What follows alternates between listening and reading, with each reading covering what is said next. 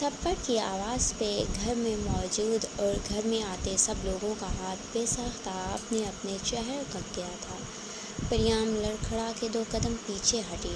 روشانی کی چیخ گونجی جو کہ شاید سب نے سنی تھی اور سب کی نظر زینوں سے ہوتی اس تک گئی تھی سوائے امن داد اور میر سالار قیام کے۔ سجنا کے قدم وہیں پہ ساکت ہوئے۔ عارش عرب نے قدموں سے زمین سے رک گئی جبکہ باقی سب کے چہرے۔ قیام کا ہاتھ اپنے گال پہ گیا اور اس نے یوں ہی نظر بھر کے باپ کو دیکھا جیسے کہنا چاہتا ہو بس آپ ہی مجھے مار سکتے ہیں، مگر زندگی میں پہلی بار تھپڑ کھایا تھا تو اس تھپڑ کی وجہ کیا ہے یہ بھی تو جاننا ضروری تھا۔ میر، بابا اور اماں جان غصے سے آگے بڑھے۔ بس اماں جان، اس کی حمایت میں آج ایک لفظ نہیں سنوں گا۔ میر کی اونچی آواز پر سب کے قدم۔ قیام، تم رات کے اس وقت کہاں تھے؟ میر اب غصے سے قیام کی طرف مڑا جو ابھی تک سچویشن سمجھنے کی کوشش کر رہا تھا۔ میر، میں ادھر ہی تھا۔ قیام کی ہلکی سی آواز نکلی جس کو صرف میر نے ہی سنا تھا۔ تم رات کے اس وقت سجنا کے روم میں تھے یا نہیں؟ روشا نے کانوں پہ ہاتھ رکھتی وہیں زینوں کے پاس بیٹھتی چلی گئی۔ میر کا غصہ جو پہلی بار دیکھ رہی تھی۔ سجنا ماموں کی بات سن کے زبان دانتوں تلے دبا گئی تھی۔ بھری محفل میں اس کے کردار کی شاید دھجیاں بکھرنے لگی تھی۔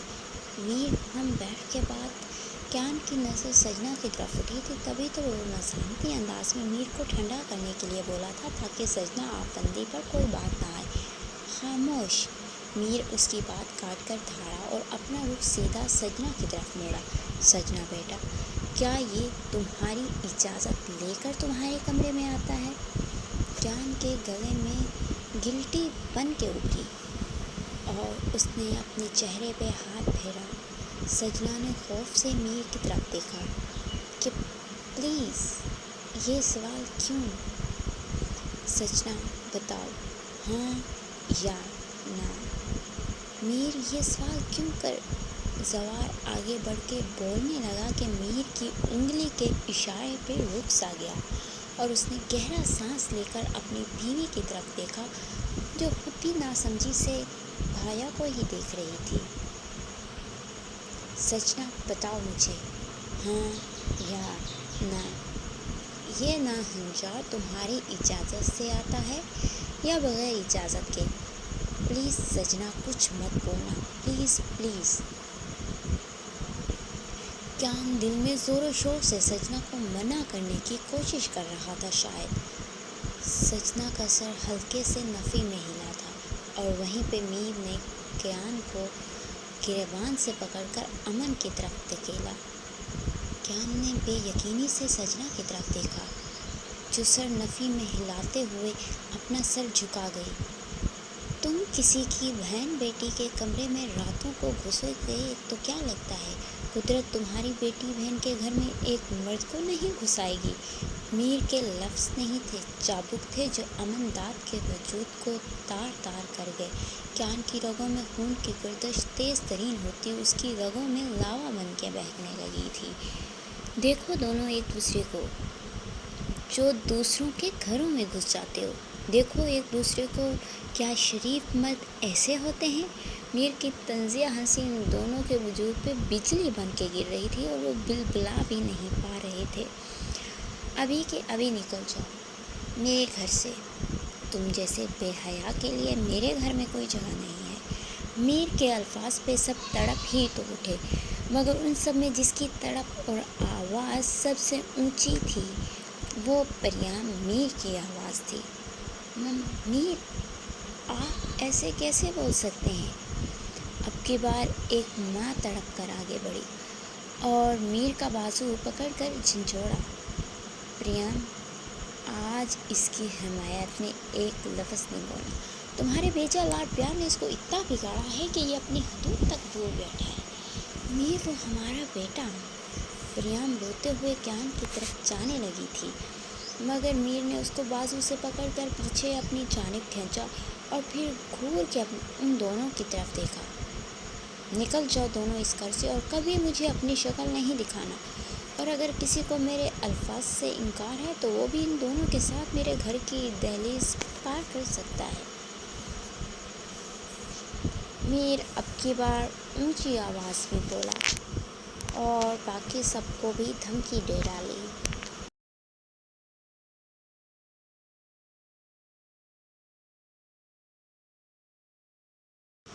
عارف اور عارش نے ایک دوسرے کی طرف کچھ اشارہ کیا اور وہ دونوں پہلے ہی باہر نکل گئے۔ سب نے حیرت سے ان دونوں کا جانا، بھلا یہ کیا بات تھی میر؟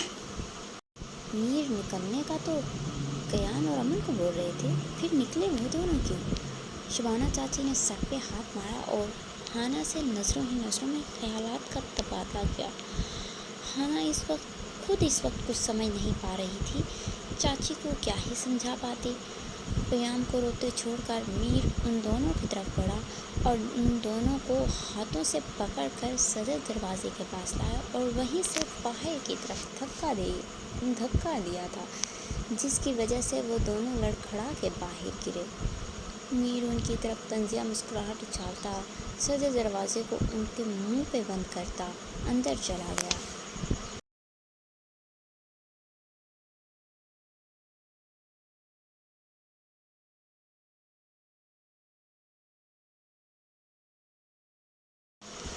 میر نے جیسے ہی دروازہ ان کے منہ پہ بند کیا تھا، ویسے ہی دونوں کی نظر ایک دوسرے کے چہرے پہ پڑی تھی اور دونوں کے چہروں پہ کمینی سی مسکراہٹ آئی۔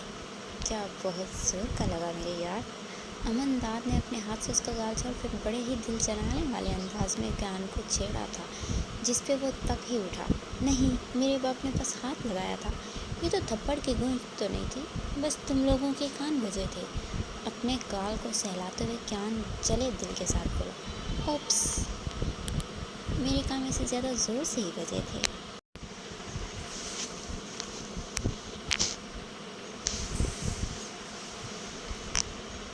بکواس نہیں کرو، ایک تو تمہاری وجہ سے تھپڑ تھا۔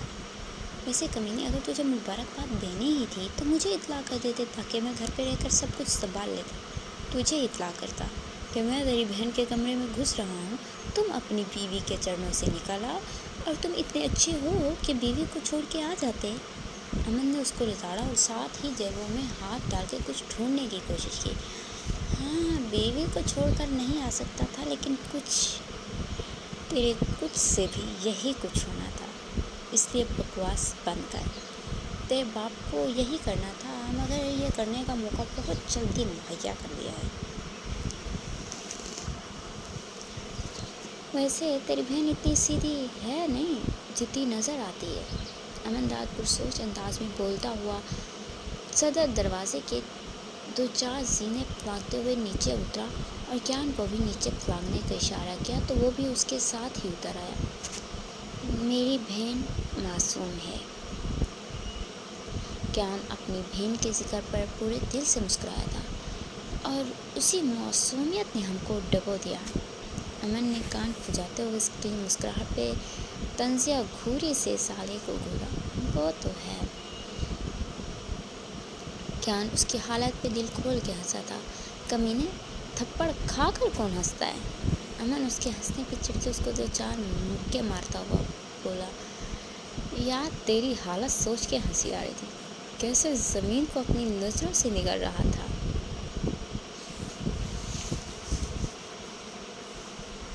کیان اس کے مکوں سے خود کو بچاتے ہوئے ادھر ادھر ہوتے ہوئے بھی اس کو چھیڑنے سے باز نہیں آیا۔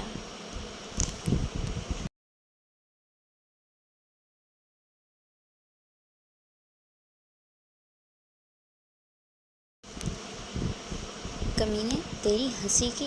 امن اس کو دوبارہ مارنے کے لیے بڑھا ہی تھا کہ عارف اور عارش دونوں افسردہ چہروں کے ساتھ ان کے سامنے نمودار ہوئے۔ دونوں نے رک کر ان کے اترے ہوئے چہرے دیکھے اور دل میں سوچا کہ اب ان کے منہ کیوں اترے ہوئے ہیں۔ چلو چلتے ہیں، عارف بنا ان کی طرف دیکھے باہر کی طرف اشارہ کرتے ہوئے بولا۔ کدھر چلتے ہیں؟ امن کے سوال پہ کیان نے بھی سر ہلا کر پوچھا۔ کہیں بھی چلے جائیں گے، مگر ادھر تو نہیں رک سکتے۔ عارش نے بھی زبان ویٹ امیر، نکالا ہم دونوں کا ہے تو تم لوگ کہاں جانے کی بات کر رہے ہو؟ امن داد اپنے دونوں چہتوں کو دیکھتے ہوئے ان کے پاس آ کر بولا۔ تو ہم لوگ الگ تھوڑی ہیں، جہاں تم لوگ جاؤ گے وہاں ہم بھی اپنا ٹھکانہ کر لیں گے۔ عارف سالے کی بات پہ تڑپ کے ایسے بولا جیسے وہی امن کی بیوی اور اس کے ہر دکھ خوشی غمی کا ساتھی ہو۔ اور سالے، اتنا ایموشنل ہونے کی ضرورت نہیں ہے، نکالا ہے تو واپس بھی بلا لیں گے۔ اور یہ ابھی جو تم بھڑکے مار رہے ہو، دوسرے دن یہی بھڑکے ہائے میں بدل جائیں گی۔ اسے اتنی لمبی چھوڑو جتنی پکڑی جا سکے۔ کیان کی سچائی پر عارف نے گڑبڑا کر عارش کو دیکھا جو اپنی ہنسی چھپانے کے لیے منہ جھکائے کھڑا تھا۔ چلو یہ بحث باہر جا کے بھی ہو سکتی، ابھی اگر ماموں باہر نکل آئے تو کیان کو پھر سے تھپڑ پڑ سکتا ہے۔ عارش اپنی ہنسی چھپاتے بمشکل کنٹرول کرتے ہوئے ان دونوں کی بحث ختم کروانے کے لیے ان کو اصل موضوع یاد دلاتے ہوئے بولا تو سب نے ہڑبڑا کر صدر دروازے کی طرف دیکھا اور پھر اگلے منٹ وہ چاروں باہر کی طرف بھاگتے ہوئے پائے گئے اور ایسے ریس لگائی کہ چاروں ایک دوسرے کو پیچھے دھکیلنے کی کوشش میں بہت آگے چلے گئے۔ رک جاؤ کمینوں، اور کتنا بھاگو گے؟ عارش کی دعائی پہ وہ تینوں اپنی اپنی جگہ پہ رک گئے۔ یار، میں نے صرف تھپڑ یاد دلوایا تھا، تم تینوں تو ایسے بھاگے ہو جیسے میراتھن ریس میں حصہ لے لیا ہو۔ عارش ہانپتے ہوئے ان کے پاس آ کر بولا۔ امن اور عارف کی نظر بے ساختہ کیان کے چہرے پہ پڑی تو کیان نے ان دونوں کو بولا، ایک تھپڑ ہی پڑا ہے، تم لوگ تو مجھے ایسے تانے مار کر اور دیکھ دیکھ کر شرمندہ کروا کے مارو گے۔ ویسے تھپڑ کی گونج زیادہ تھی یا تھپڑ بھی زور سے ہی پڑا تھا؟ عارف کے سوال پہ کیان بھڑکتا ہوا اس پہ پل پڑا اور اب عارش اور امن ان دونوں کی لڑائی مزے سے انجوائے کرتے ہوئے سڑک کے بیچوں بیچ بیٹھ گئے۔ اور چھوڑ دے کمینے، ان دونوں کو دیکھ کیسے سالے اور بنو کو لڑوا کے خود ہماری لڑائی کا لطف لے رہے ہیں۔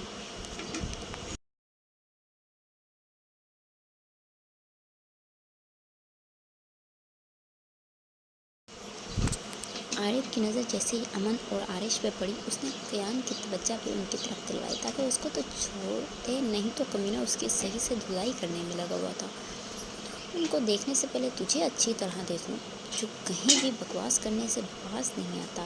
کیان اس کی ٹانگوں پہ اپنی ٹانگ مارنے کے بعد وہ بھی ان دونوں کے پاس جا کے بیٹھ گیا اور اب تینوں عارف کو دیکھ رہے تھے جو بلا وجہ ہی ایکٹنگ کرتے ہوئے سڑک پہ لوٹ پوٹ ہو رہا تھا۔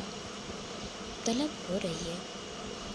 امن کی بات پہ سڑک پہ لوٹتا ہوا عارف اور اس کے ساتھ بیٹھے کیان اور عارش کی آنکھیں باہر ہو گئیں اور وہ تینوں کھسک کے اس کے بالکل نزدیک ہوئے۔ تم نے بینی بھی شروع کر دی ہے؟ عارف اپنا درد بھولے اس کی طرف مشکوک نظروں سے دیکھتے ہوئے بولا، جبکہ کیان اور عارش نے بھی عارف کے سوال پہ زور و شور سے سر ہلایا۔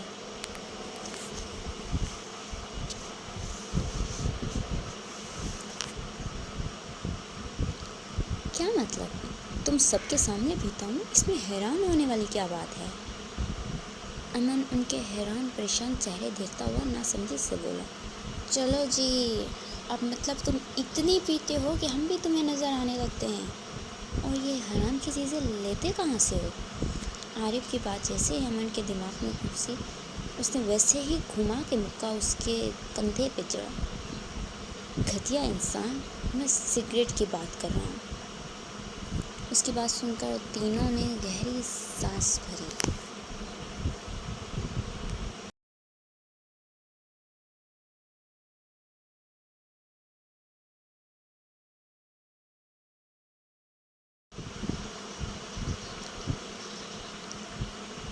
وہ تم نے طلب کی بات ہی ایسے کی تھی کہ تم لوگوں نے سمجھا کہ میں حرام کی بات کر رہا ہوں۔ لعنت ہے تم تینوں کی سوچ پر۔ اس نے باقاعدہ تینوں پر لعنت بھیجی تو وہ تینوں اپنا منہ چھپانے لگے۔ کسی طرح سگریٹ لا دو، وہ ان کے منہ چھپانے پہ دانت پیستے ہوئے بولا۔ کس طرح سگریٹ لا دے؟ ساتھ رکھتے اپنے، اور یہ رات کی اس پہ سسرال جانے کی تک کیا تھی؟ میں بھی تو عارش کے کندھے پہ سر رکھے اپنا غم ہلکا کر رہا تھا، تم بھی کر لیتے کسی کے کندھے پہ رکھ کے۔ نہیں، منہ اٹھا کے سسرال جا پہنچا، اور اب وہاں سے نکالا گیا ہے تو اسموکنگ کی یاد ستانے لگی ہے۔ عارف کو اچانک یاد آیا کہ وہ کس طرح بول رہے تھے کہ امن اپنے گھر ہوگا۔ اگر اس کو پتہ ہوتا کہ امن اپنے سسرال جا رہا ہے تو وہ بھی پہنچ جاتا اپنے سسرال۔ یہ غم بھی تازہ ہو گیا تھا۔ کون سا غم ہلکا کر رہے تھے؟ امن کی سنجیدہ آواز پہ عارف ہوش کی دنیا میں واپس لوٹا اور اس کو احساس ہوا کہ اس نے جوش میں کچھ زیادہ ہی سچ بول دیا ہے۔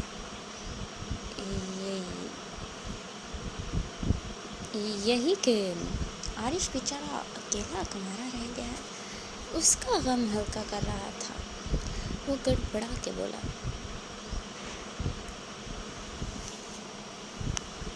اب تم میرا غم ہلکا کرو اور مجھے سگریٹ لا دو۔ یار رات کے اس پہر کہاں سے لا دوں؟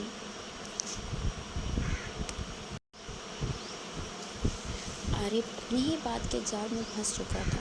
اپنے سسرال میں جا کے لا دو؟ یہی غم تھا نا کہ ہم دونوں اپنے سسرال سے ہو اور تم کہیں اس غم میں اللہ کو پیارے نہ ہو جاؤ، اس لیے تمہیں ایک موقع دے رہا ہوں کہ جاؤ تم بھی اپنے سسرال کا چکر لگاؤ۔ جیسے ہی امن نے اس کو تانا مارا ویسے ہی عارف اور کیان کی ہنسی کے فوارے پھوٹ پڑے اور عارف بیچارہ بات کر کے ہی پھنس گیا تھا۔ وہ تو امن کو لتاڑنے کے چکر میں تھا مگر یہاں تو پانسا ہی پلٹ گیا تھا اور دو کھوتے کیسے منہ پھاڑ پھاڑ کے ہنس رہے تھے۔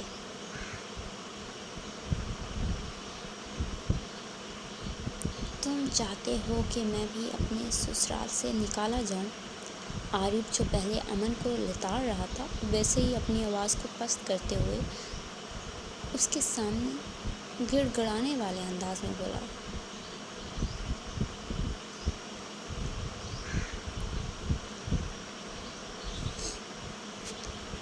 سسرال سے نکالے جانے کے لیے کچھ کام کرنے پڑتے ہیں، وہ تم نے ابھی نہیں کیے، اس لیے تم میرے سامنے مظلوم بننے کا ناٹک کرنے کی ضرورت نہیں ہے۔ مجھے اس وقت سگریٹ کی اشد طلب ہو رہی ہے تو جلدی سے اپنا ناٹک ختم کرو اور مجھے میرے کمرے سے سگریٹ لا دو۔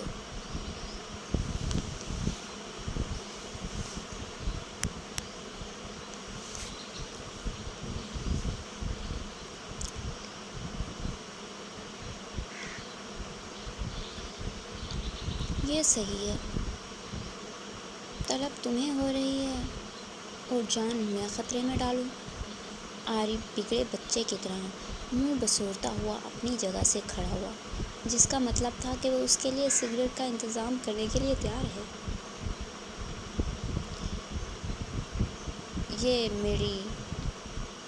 یہ میری گاڑی کی چابی بیک سائڈ پہ کھڑی ہے۔ امن اپنی پاکٹ سے کیز نکال کے اس کی طرف پھینکتے ہوئے بولا، اب کسی غریب کی نیند خراب کر کے تمہاری طلب کو ختم کرنا پڑے گا۔ عارف بڑبڑاتے ہوئے پیچھے کی جانب مڑا۔ سسرال جانے کی غلطی تھوڑی کر سکتا تھا، اور ویسے بھی امن داد کو بھی کوئی منع تھوڑی کر سکتا ہے، پھر وہ عارف افندی ہی کیوں نہ ہو۔